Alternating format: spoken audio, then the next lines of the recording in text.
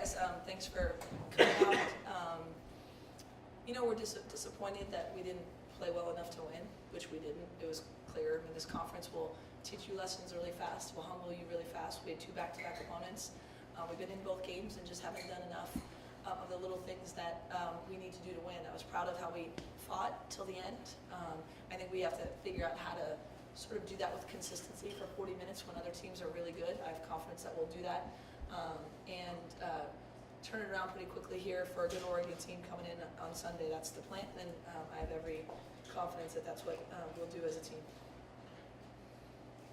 Oregon State's a team that's at least shared the Pac-12 titles the last 2 years. You're playing 3 freshmen, 2 sophomores.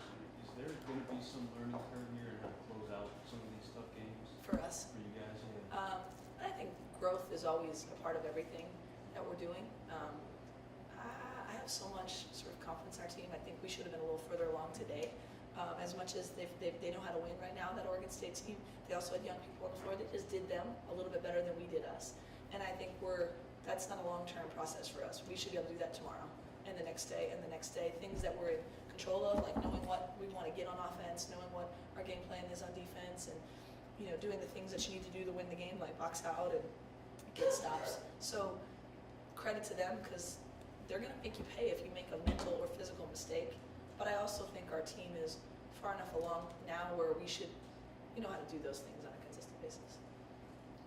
Kristine, things look very comfortable and pretty good midway through the second quarter, and then there was a little bit of a shift, and then it seemed like a little bit of a struggle. What was Oregon State throwing at you that made it difficult? They were obviously doubling me, and they were doing a really good job. They did their job well. In the third quarter, we kind of figured out what they were doing, and we were just using it against them. We were playing their game. We were playing our game, and so their game was off. And I felt like if we played how we were playing at the end of the fourth quarter, we could have won the game. Given the 2 fouls that Marie Gulich got early in the second quarter, and then Breanna Brown coming in and scoring those 12 points in the third, were you expecting that kind of output from her at all? We know that she scores around the basket. She scores off the guards, creating a little bit. We gave her a couple easy looks off of our press, and then I thought we gave her a couple easy one-on-ones in the post. So she's capable of that. I'm not happy with it. I thought their quote-unquote role players did a really nice job. Brown and Pivec, we did a really good job on Weiss.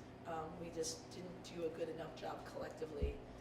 I thought, kind of midway through the second quarter on, they controlled the game until we made that run at the end.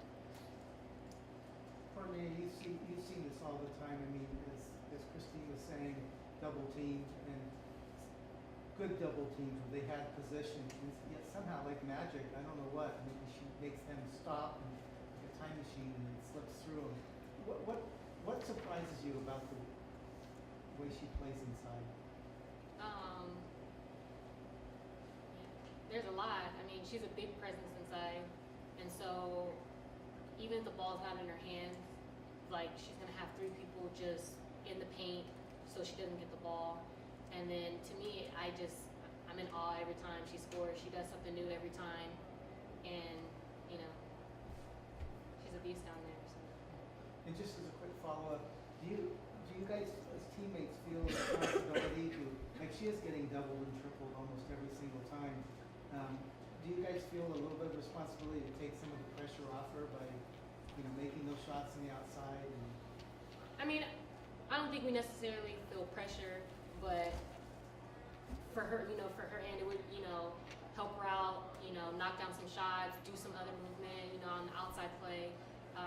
But as a team collectively, we're just trying to do our best to both have an inside and outside presence. And today you could see from Kristine, it was a lot of inside. Coach, you mentioned briefly the boxing out. We're not used to seeing you guys lose a rebounding battle. Is it as simple as that tonight? Just missing bodies? I think so. I mean, I'll watch the film and see, but I saw a lot of second chance possessions for them, and it wears you down a little bit. I mean, they're too good. So a couple of them are off of our presses, and we're scrambling a little bit, but there were just some clean ones where someone sliding in, and We didn't have a body on them. I mean, I'll look at the film and see, but I don't think it was anything magic. Sydney-wise, you held her to 10 points. She usually gets 16 points a night. How much of an emphasis was it her on stopping her, making others beat you? And because then it looks like Mikayla Pivec kind of took advantage and had like 19. Sure. Yeah, I mean, talk about that. I think there was an emphasis on stopping Sid and making her life difficult.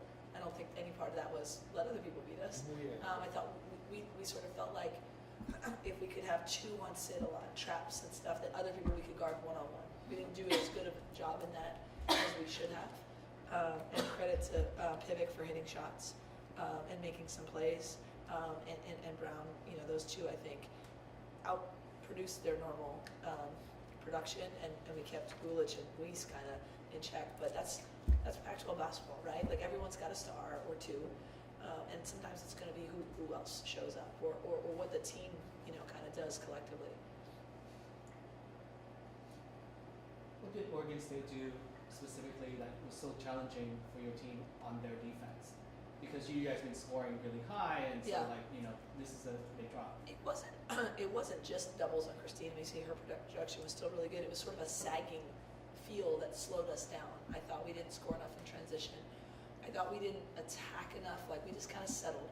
I believe we have really good three-point shooters, but there's a difference between one pass and I'll just shoot it. I think that's what they wanted us to do. I think they wanted us to be non-aggressive. They want us not to play through the paint at all. And through the paint means touches to the post, but also penetration and kicks. And I think we settled a little bit. And again, they do a good job because that's how they wanted us to play. And I thought we succumbed to their style a little bit more than asserting our will until the certain points. Certain points we did, just not enough. We'll have time for one or two more questions. How pleased are you to see only 8 turnovers from your team tonight? It seems good. Sorry, say that again. Only 8 turnovers from your team. How Yeah. pleased are you to see that aspect fall through tonight? I am pleased. I mean, we're a good team, right? I mean, certainly if they're not going to pressure us, they're going to sag. We better not turn it over. But I thought we made some good decisions against, double teams. I thought we got some good looks. At the end of the day, like I can give you 15 things about the game, and really a lot of times it comes down to they made more shots than we did. We gave ourselves looks at the basket, and we didn't knock down some shots. So we didn't try to smash it through double teams, and I think we made good decisions and kicked out and scored. But you got to make shots too. And for us, when we're not making shots, I like us to push our style a little bit more, assert our will a little bit more, like, sort of say, Yeah. screw that, we got to score how we need to score. And we did that kind of at the end when then the other's not working. One last question, if anyone's got one?